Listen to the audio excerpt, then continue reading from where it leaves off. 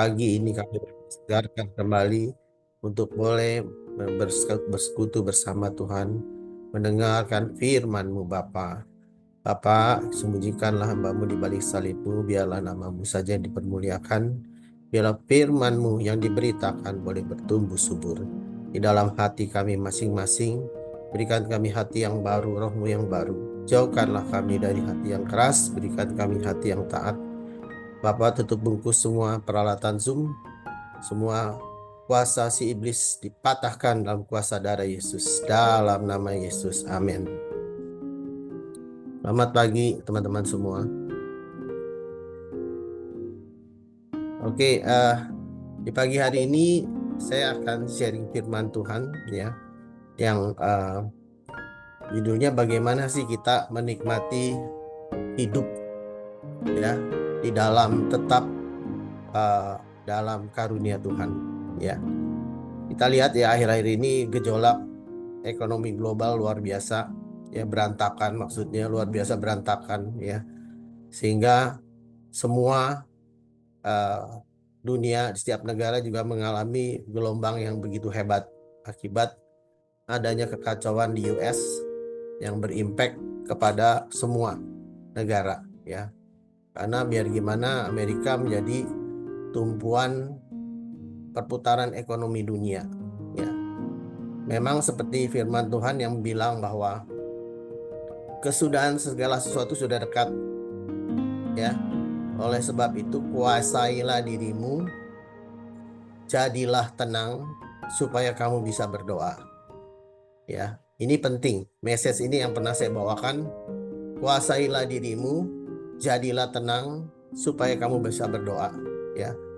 Karena dengan kuasa doa ya, Tuhan akan terus memimpin kita ya. Oke, di saat ini kita akan membahas firman Tuhan yang singkat saja ya, terambil dari Yohanes 1 ayat 16 dan 17 ya. Saya bacakan untuk teman-teman semua. Karena dari kepenuhannya kita semua telah menerima kasih karunia demi kasih karunia ya. Sebab hukum Taurat diberikan oleh Musa, tetapi kasih karunia dan kebenaran datang dari Yesus Kristus ya. Jadi jelas kasih karunia itu datangnya dari Tuhan Yesus Kristus. Kenapa demikian? Karena kalau kita lihat ya, waktu karya penciptaan manusia pertama kali Adam dan Hawa di Taman Eden, tujuannya kan untuk manusia itu memuliakan Allah dan melakukan apa yang Allah kehendaki. Tapi kenyataannya gagal ya, karena si ular itu membujuk, akhirnya Adam dan Hawa jatuhlah ke dalam dosa dan diusir dari Taman Eden ya. Cerita itu kita udah tahu semua. Sehingga Tuhan berusaha bagaimana caranya untuk supaya karya penyelamatan Allah ini bisa diperdamaikan kembali ya, dengan berbagai cara ya kan. Tapi karena sulit sekali ya, sudah mengakar, akhirnya ya Tuhan memusnahkan manusia itu dengan air bah. Yang diselamatkan hanya Nuh dan sekeluarganya, berikut sepasang binatang ya. Teman-teman udah ceritalah kalau lagi sedang sekolah minggu ya. Tapi akhirnya yang terakhir bahwa Tuhan sendiri mengorbankan anaknya, menyerahkan anaknya yang tunggal yaitu Yesus Kristus untuk mati di salib ya. Itu kasih karunia ya, supaya barang siapa yang percaya kepadanya tidak binasa tapi beroleh hidup yang kekal ya.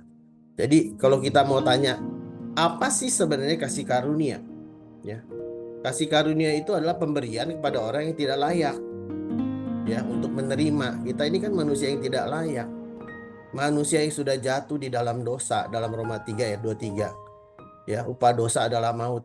Manusia sudah kehilangan kemuliaan Allah ya, sudah jelas sudah diusir dari Taman Eden ya, sudah dalam kutuk ya.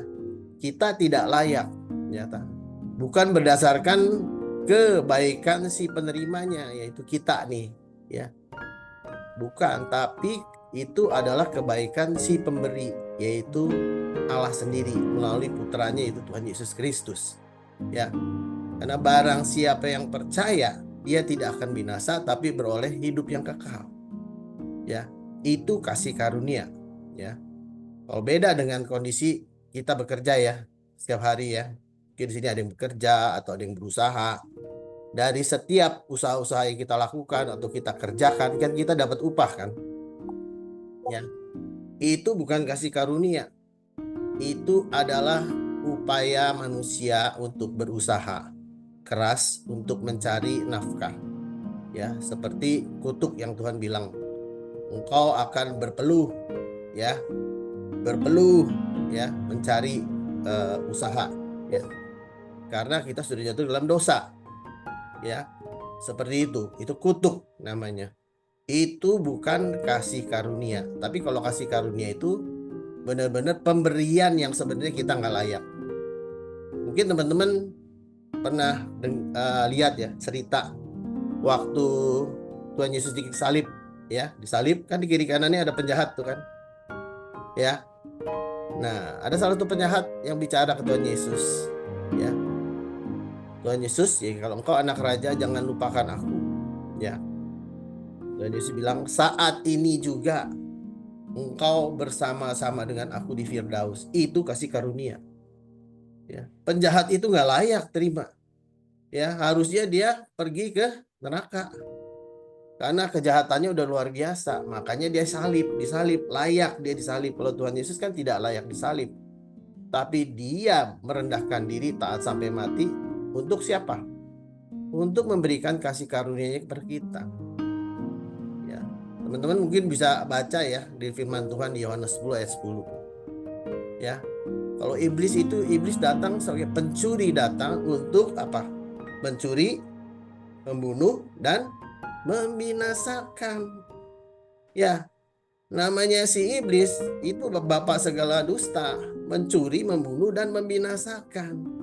Tapi Tuhan Yesus bilang apa? Aku datang untuk memberi hidup yang kekal. Jadi itulah namanya kasih karunia ya. Kalau teman-teman baca juga di Efesus 1 ya, firman Tuhan sangat jelas sekali. Terpujilah Allah Bapa dan Tuhan kita Yesus Kristus yang dalam Kristus telah mengaruniakan kepada kita segala berkat rohani di dalam sorga. Ya. Jadi berkat-berkat rohani selama kita hidup di dalam dunia ini, yang saya selalu bilang adalah di kronos. Waktu kita di kronos itu adalah waktu kita hidup di dunia, yang umur orang firman Tuhan bilang 70 sampai 80 tahun. Ya, batasnya di situ. Kalau udah di atas 80 tahun itu bonus lah. Ya, kayak mama saya 83 pulang ke rumah bapak, itu bonus. Ya, ada yang di bawah 70. Sekarang kita dengar ada yang 40 tahun, 30 tahun, ada yang 50 tahun. Itu belum masuk masa yang ditetapkan oleh Tuhan. Tapi semua itu kita yakin dalam rencana Tuhan. Karena Tuhan tahu mana yang baik. Ya.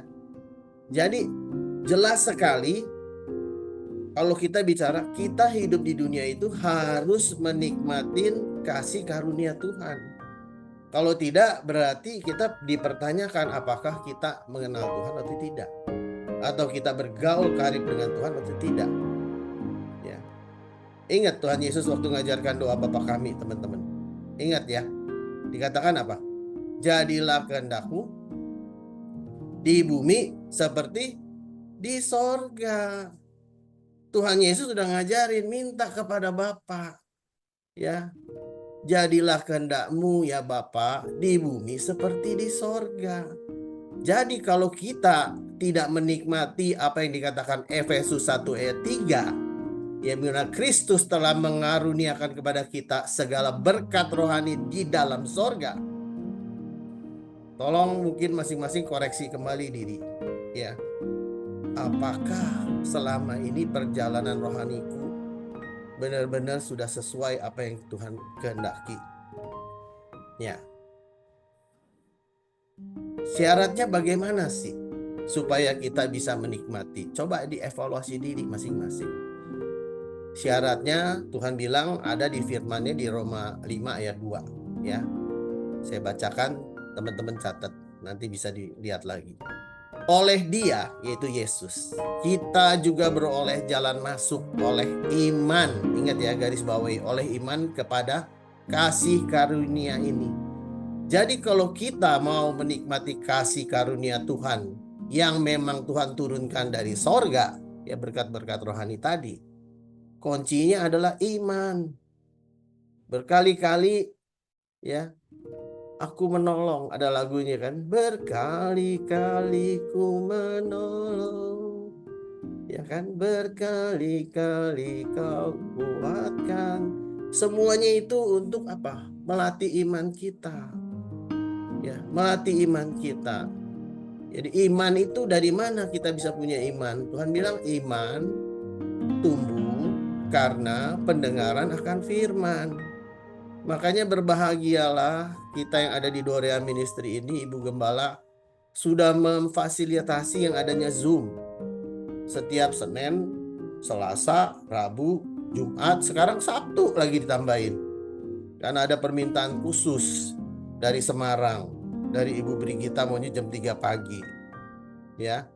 Ya, Ibu Brigita lagi menggebu-gebu soalnya lagi haus dan lapar nih kan. Dia minta hari Sabtu. Ibu Gembala bikin tuh hari Sabtu jam 6. Ya. Berarti komplit kan 6 hari, Minggu ke gereja. Benar-benar kalau kita lagi bahas firman, tolong dicatat. Syarat untuk kita dapat kasih karunia Tuhan adalah, tadi katakan kan dalam Roma 5 ayat 2, yaitu kita beroleh jalan masuk oleh iman kepada kasih karunia. Untuk dapat kasih karunia benar-benar harus punya iman, kuncinya. Ya, kalau kita mau masuk pintu gerbang nggak ada kunci kan nggak bisa, masa loncat pagar, itu namanya pencuri kan. Ya, kuncinya adalah iman. Iman bagaimana? Bertumbuh karena pendengaran firman. Jangan masuk kiri keluar kiri, boro-boro masuk kiri keluar kanan, masuk kiri keluar kiri. Ya, karena yang ada di pikiran kita adalah sekarang makan apa ya? Wah, somainya enak nih, baksonya enak nih. Nah, itu namanya masuk kiri keluar kiri ya. Hati-hati ya, gunakan yang saya suruh berapa ngomong, gunakan pendengaran, gunakan mata, gunakan mulut dan hati. Semua yang kita dengar ini akan bisa masuk ke dalam hati kita. Akhirnya merusak hati kita ya. Jadi syarat mendapat kasih karunia Tuhan adalah berjalan dalam iman. Ya. Itu penting sekali, Roma 5 ayat 2 kuncinya. Nah, sekarang saya mau jelaskan apa sih bedanya istilah mercy dan grace. Bukan mercy mobil ya, mercy itu kemurahan Tuhan ya. Ini memang yang hampir mirip-mirip lah ya perbedaannya. Bedanya kalau rahmat Tuhan itu adalah kita seharusnya tidak mendapat ya, bahkan kita harusnya dihukum. Itu adalah lebih kepada karena keadilan. Tuhan ini kan punya dua ya. Tuhan itu adil dan Tuhan itu kasih. Pada saat Tuhan menerapkan keadilannya ya, dan kita dibebaskan daripada hukuman, itu namanya mercy. Kita mendapat mercy dari Tuhan. Teman-teman masih ingat cerita ya, yang pada saat Tuhan Yesus bertemu dengan wanita yang pelacur. Ya, terus gimana? Semua orang-orang bilang dihukum rajam sesuai hukum Taurat. Tuhan cuma tulis-tulis tuh di pasir, coret-coret, nggak tahu deh apa yang dicoret, ya kan? Tuhan bilang bagi siapa yang tidak berdosa, silakan dia yang pertama kali melempari wanita itu. Hukum rajam kan, hukum Taurat. Itu namanya keadilan Tuhan.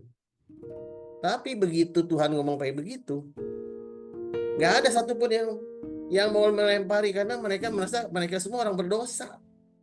Ya, bahkan jangan-jangan mereka juga pernah berkencan dengan wanita itu. Ya, disitulah namanya kemurahan Tuhan. Tuhan tidak menghukum. Makanya Tuhan bilang tidak ada satupun yang menghukum kamu. Ya, oke. Kalau gitu kamu bertobat dan jangan berbuat dosa lagi. Itu namanya kemurahan Tuhan. Ya, harus bedakan antara kemurahan Tuhan dengan kasih karunia nih. Ya, kalau grace apa? Grace itu ya kasih karunia. Seperti contoh, kita ini bisa diselamatkan karena pengorbanan Kristus, itu grace. Ya, grace. Saya mengalami ini, mungkin saya banyak mengalami perjalanan sama Tuhan. Ya, mungkin ada beberapa yang hadir di sini, saya sering cerita riwayat saya dari kecil sampai saat ini. Ya, mungkin kalau mau ditonton tuh seperti film Dul Anak Betawi, itu saya. Itu cerita saya. Yang jadi supir oplet itu adalah papa saya. Lisa tahu, di sini ada saksinya, Haryanto tahu, ya Linda tahu, mungkin Yunita belum lahir, masih kecil. Papa saya mengalami kebangkrutan, akhirnya narik oplet, saya keneknya. Itulah cerita Dul Anak Betawi, itu cerita saya. Jadi saya nggak mungkin nurusin sekolah. Nggak tahu gimana pada satu hari teman saya beliin saya formulir. Ya, beliin formulir untuk masuk perguruan tinggi. Saya bilang, ngapain kamu? Ya istilahnya ngajarin saya lah untuk tes masuk Trisakti. Waktu itu saya bilang, buset sekolah mahal. Ya udah, karena formulir dibeliin. Jadi kenapa saya dibeliin formulir? Supaya saya juga benar-benar mempersiapkan untuk masuk perguruan tinggi kan. Kalau teman saya bilang, ya udah kamu ajarin saya aja lah, nanti tes saya sendiri aja yang masuk, pasti saya juga serius mungkin ngajarin dia. Saya dibeliin formulir. Jadi dari formulir pun nggak bayar, saya nggak punya duit soalnya. Begitu tes masuk, saya yang keterima dapat full beasiswa, dia nggak keterima. Kan lucu kan? Itu namanya kasih karunia Tuhan. Gara-gara ada yang beli formulir sehingga saya bisa kuliah, dapat full beasiswa. Kalau nggak, saya mungkin nggak kuliah. Saya juga udah ngerti dan mengucap syukur. Karena saya ngerti papa saya juga supir oplet, mana mungkin. Ya, di situ perbedaannya yang namanya kasih karunia. Di situ adalah Tuhan menerapkan apa? Kasihnya. Kalau tadi kan keadilan, Tuhan menerapkan, kemurahan, Tuhan menerapkan keadilannya. Tapi ternyata tidak ada yang menghukum. Akhirnya Tuhan bilang, aku juga mengampuni dosamu dan jangan berbuat dosa lagi. Itu Tuhan menerapkan kemurahan atas keadilannya. Harusnya dihukum kan? Tapi kalau kasih karunia, kita nggak berhak dapat. Tapi kita dikasih. Ya, itu hebatnya kasih karunia Tuhan. Jadi Tuhan kita tuh, agama Kristen itu bukan agama, teman-teman. Kristen itu benar-benar kita adalah diangkat sebagai anak-anak Allah kalau kita percaya. Ya, karena di dalam Roma 6 ayat 23, upah dosa adalah maut. Harusnya kan kita udah mati. Ya, tetapi kasih karunia Allah adalah hidup yang kekal di dalam Kristus Tuhan kita. Ya, yang tadi dijelaskan kan, Tuhan di kayu salib untuk menyelamatkan kita. Dia tidak berdosa, dibuat dosa. Karena itu memang rencana Allah. Karya bersal Allah supaya manusia bisa selamat. Nggak ada jalan lain, harus mengorbankan anak tunggalnya. Ya. Jadi jelas ya bedanya kemurahan Tuhan yaitu mercy dengan kasih karunia Tuhan, itu sangat jelas. Sangat jelas perbedaannya. Jadi ada cerita ya, mungkin teman-teman pernah dengar ya, apalagi yang pernah di sekolah minggu. Ada seorang raja ya, dia mencari pekerja-pekerja. Kayak sekarang saya lagi nyari pekerja nih, nemenin Haryanto di Bekasi ya, Haryanto ya.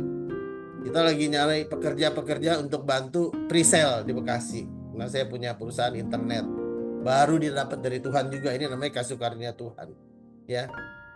Saya lagi cari pekerja. Nah, ini seorang raja cari pekerja. Ada yang datang jam 6 pagi dikasih 1 dinar. Ada yang datang jam 9 pagi dikasih 1 dinar. 12 siang dikasih 1 dinar, jam 3 sore dikasih 1 dinar, jam 5 sore dikasih 1 dinar.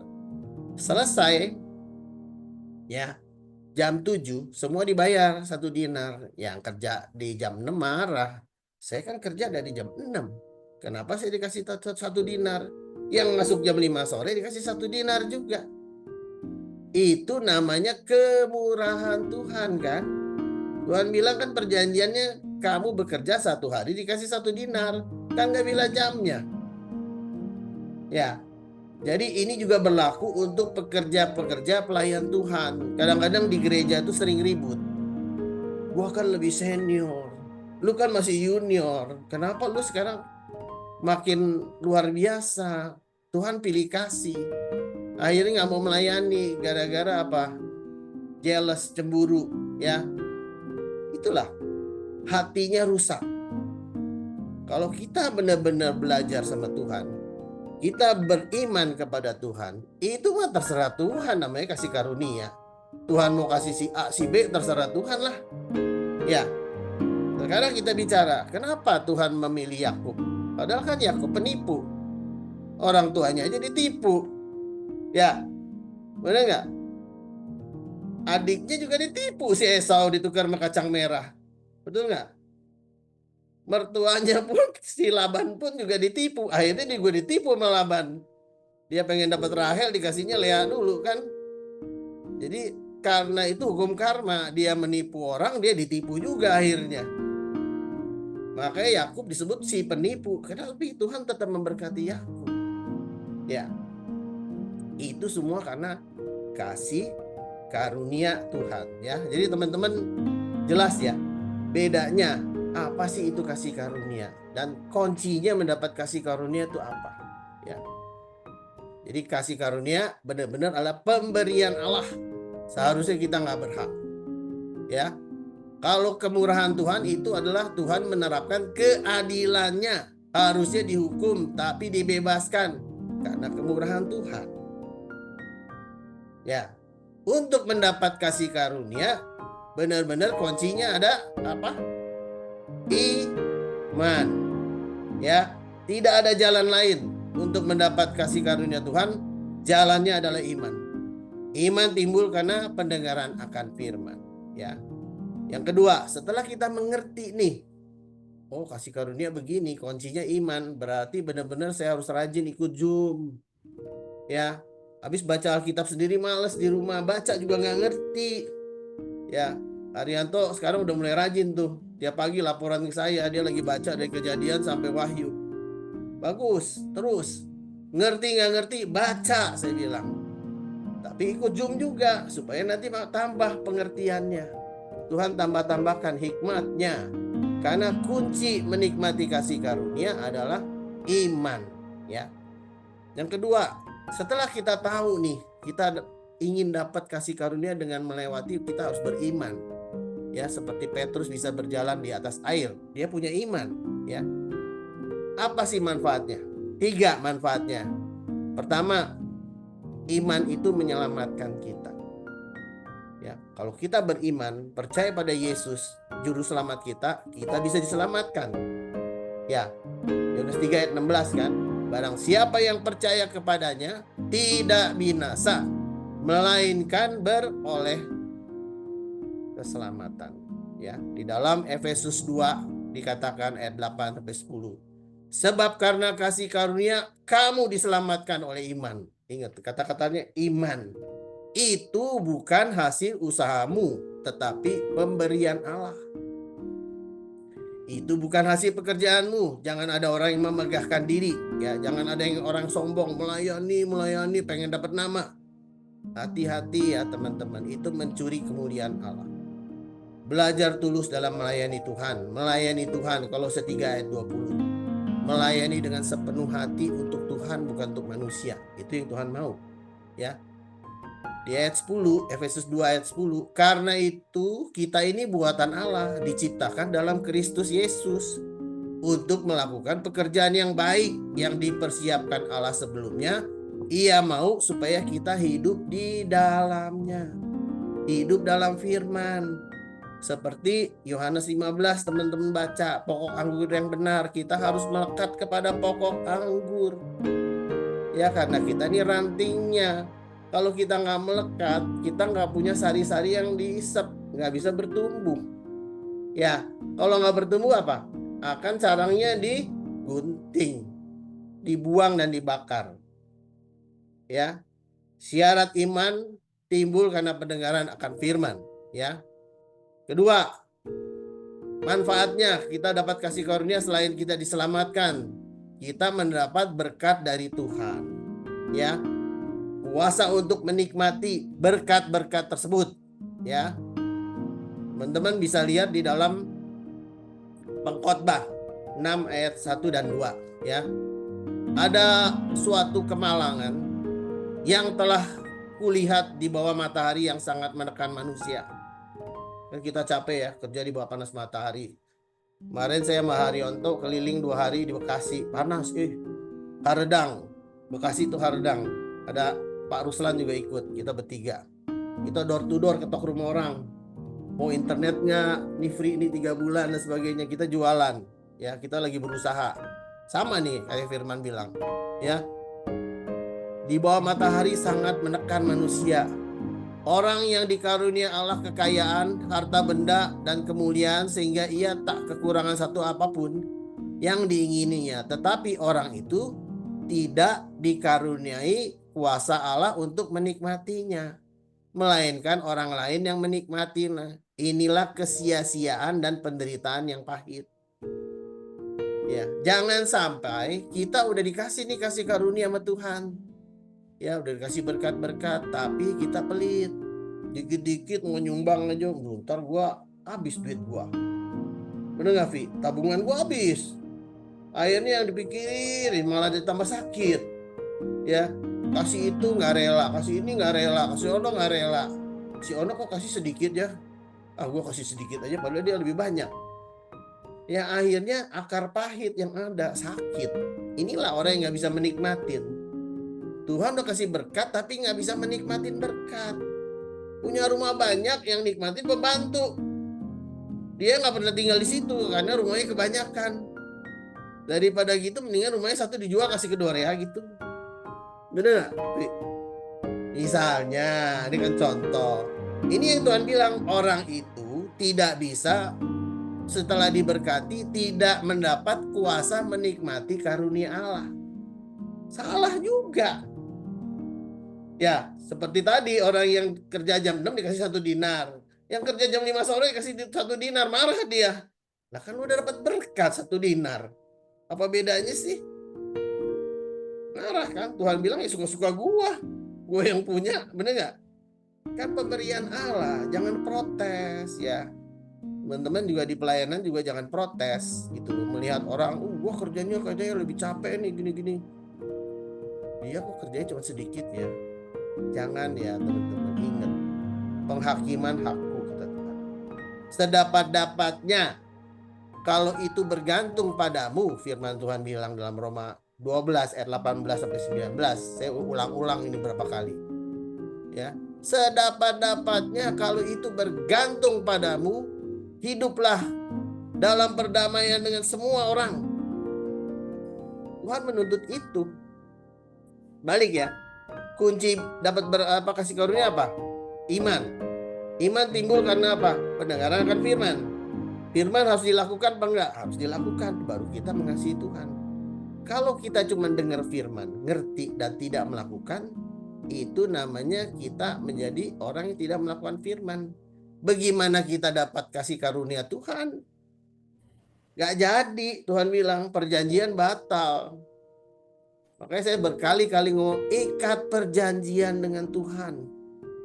Ya, kalau kita mau menjadi pelaku firman, gak hitung-hitungan sama Tuhan, baru kasih karunia itu akan turun. Ya, itu yang pertama adalah menyelamatkan kita. Kedua, memberkati dan kita diberikan kuasa menikmati, bukan hanya dapat berkat, kuasa menikmati. Banyak orang yang kaya tiap hari nggak bisa tidur, insomnia, nama penyakitnya yang terkenal nih, kerennya tuh insomnia. Nah, nggak bisa tidur, tapi dia lihat tukang beca, nempel sebentar nggak pakai bantal, tidur ngorok. Dia bilang enak banget ya, bahagia banget si tukang beca itu. Saya rumahnya bagus tapi nggak bisa tidur, akhirnya sakit ya. Makannya begitu mesti ditaker, cuman bubur doang, kekayaan banyak, ngapain? Itu namanya diberkati tapi tidak dapat kuasa menikmati. Ya. Jadi kalau kita udah ngerti manfaat kasih karunia itu adalah kita dapat keselamatan, yakin, gak usah takut-takut lagi. Ya, kalau kita meninggal itu cuman istilahnya pindah level dari hidup di dunia menjadi pindah ke sorga. Udah pasti Tuhan bilang gak usah takut.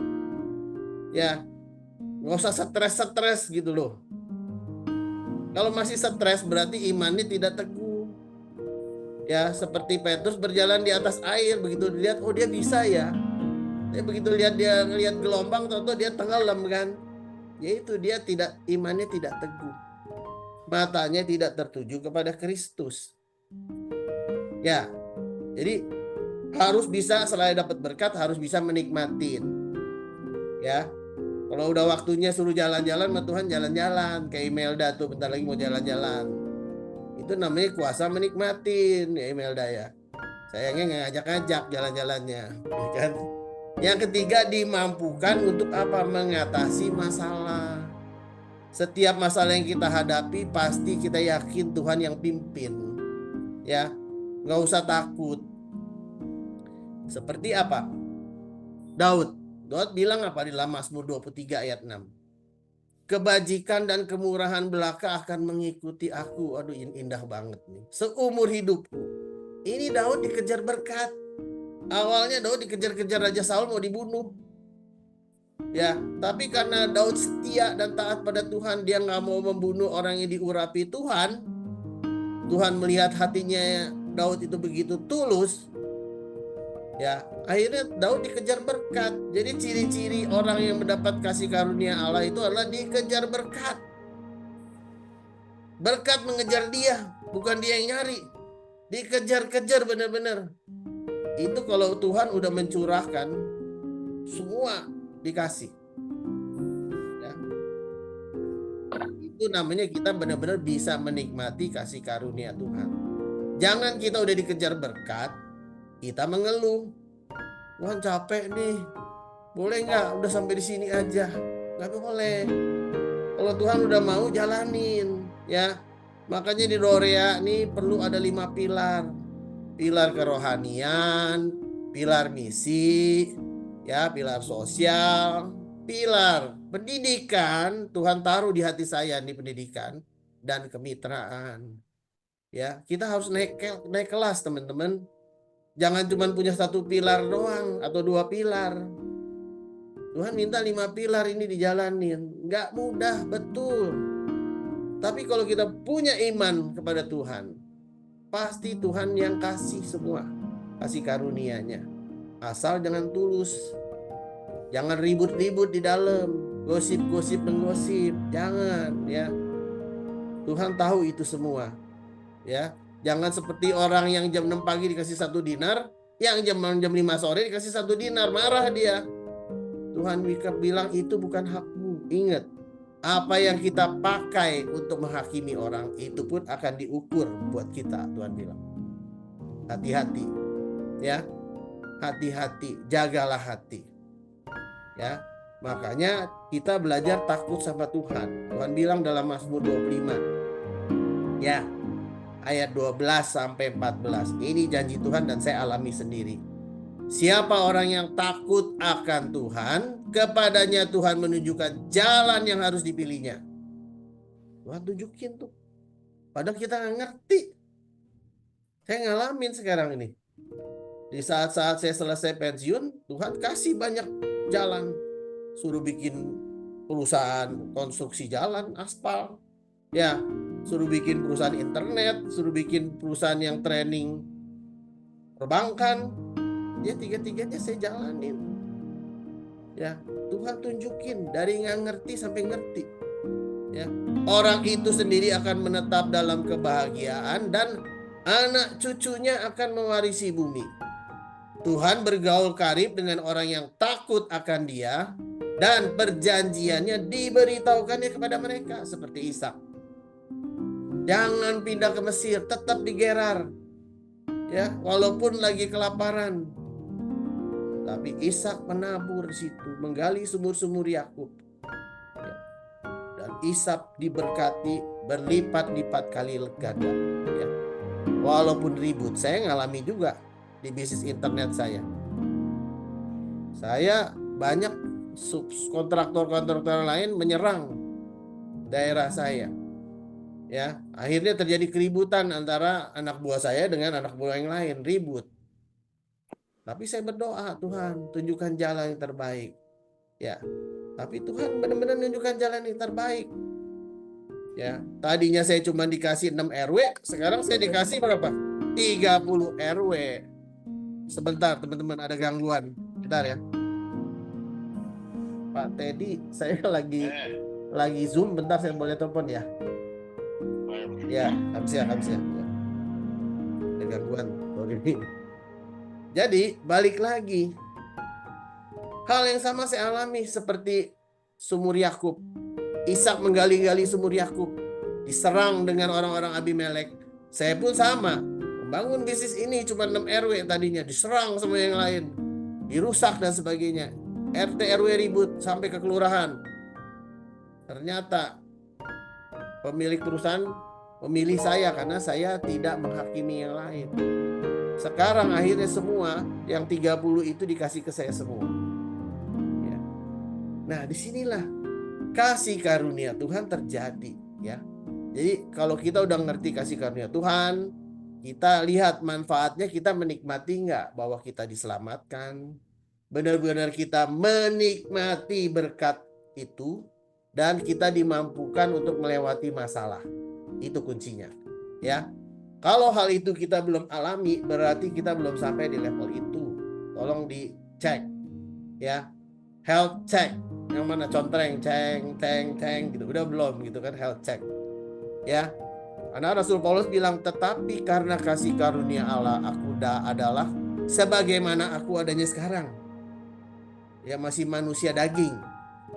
Dan kasih karunia yang dianugerahkannya kepadaku tidak sia-sia, kata Rasul Paulus. Sebaliknya aku telah bekerja lebih keras daripada mereka.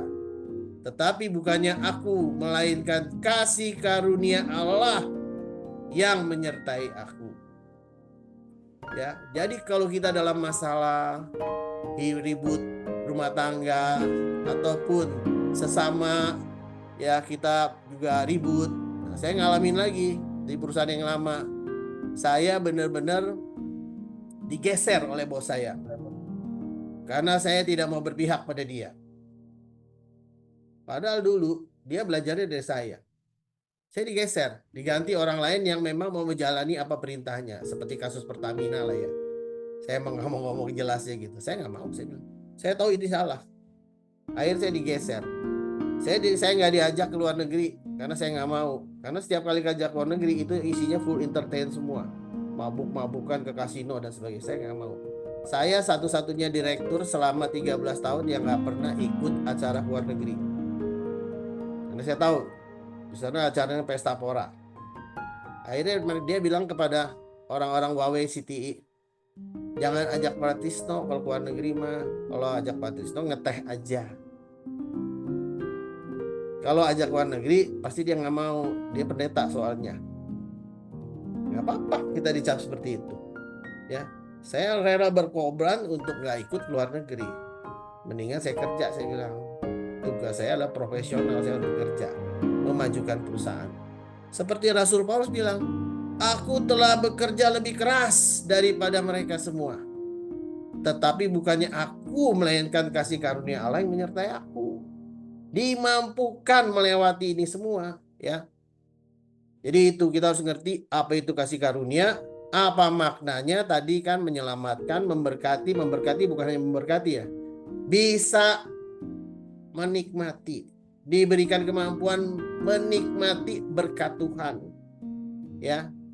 Kalau nggak ada kemampuan itu, minta pada Tuhan, doa, minta berkat, dimampukan menikmati berkat. Tuhan udah kasih berkat, tapi kita nggak bisa menikmati berkat, itu salah tetap masih.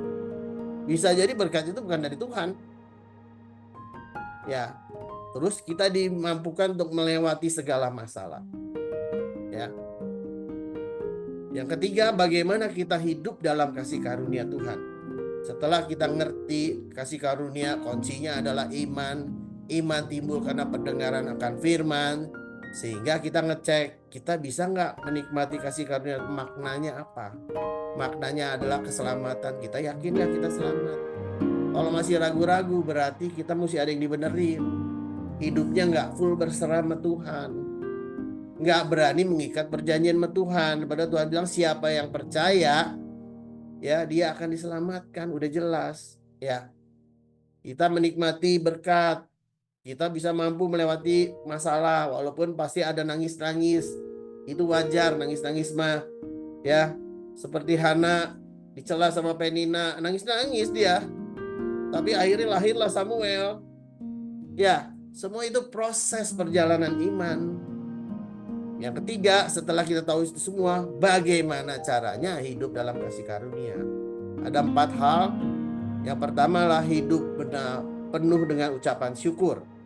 Ya, dalam 1 Tesalonika 5 ayat 17 18 ya. 1 Tesalonika ayat 17 18. Ya, tetaplah berdoa dan mengucap syukur dalam segala hal.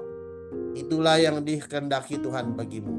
Ya, dalam Kristus Yesus. Ya. Itu jelas. Terus kedua, hidup dalam kerendahan hati. Kuncinya supaya kita bisa menikmati kasih karunia Allah. Jadi benar-benar kasih karunia yang dianugerahkannya kepada kita di dalam Yakobus 4 ayat 6 ya. Lebih besar daripada itu. Karena itu ia katakan Allah menentang orang yang congkak tetapi mengasihani orang yang rendah hati. Ya. Jadi jangan kita udah terima berkat dari Tuhan terus kita jadi sombong. Jangan ya. Jadi cara menikmati kasih karunia Tuhan tadi benar-benar kita harus bersyukur, harus hidup merendahkan hati. Ingat waktu kita berjalan ke Semarang, kita ke Bukit Doa Getsemani, kita doa bareng-bareng Ibu Gembala. Tuhan ngomong dalam hati saya. Tuhan bilang, ini perlu kerendahan hati. Jemaat Dorea perlu kerendahan hati. Dan saya sampaikan ke Bu Esti. Dibutuhkan kerendahan hati teman-teman. Yang tadi Roma 12 ayat 18-19.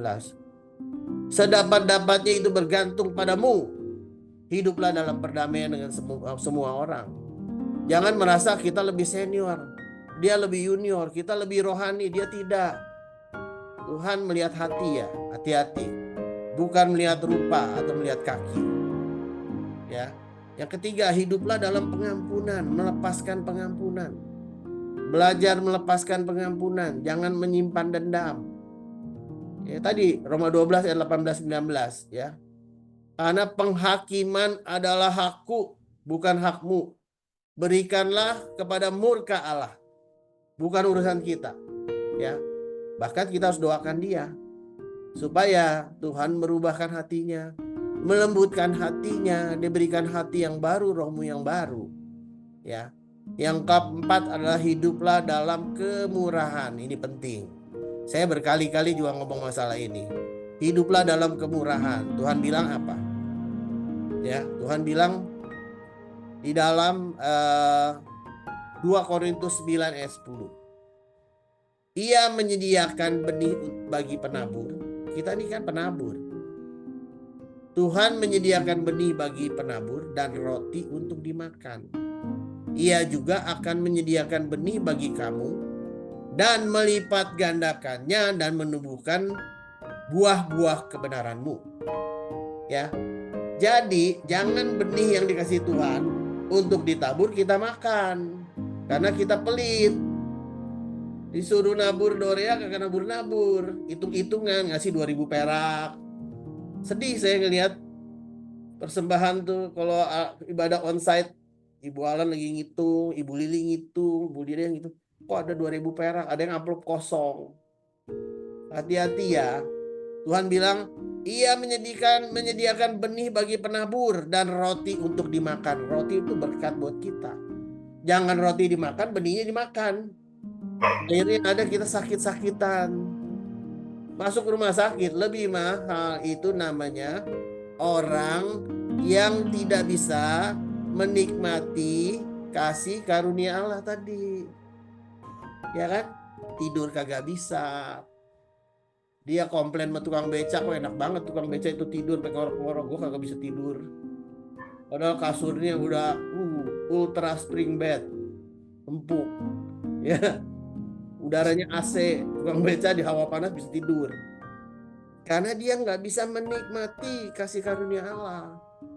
Dan dia terlalu kikir. Ingat, orang kikir gak masuk surga loh. Catat 1 Korintus 6 ayat 10.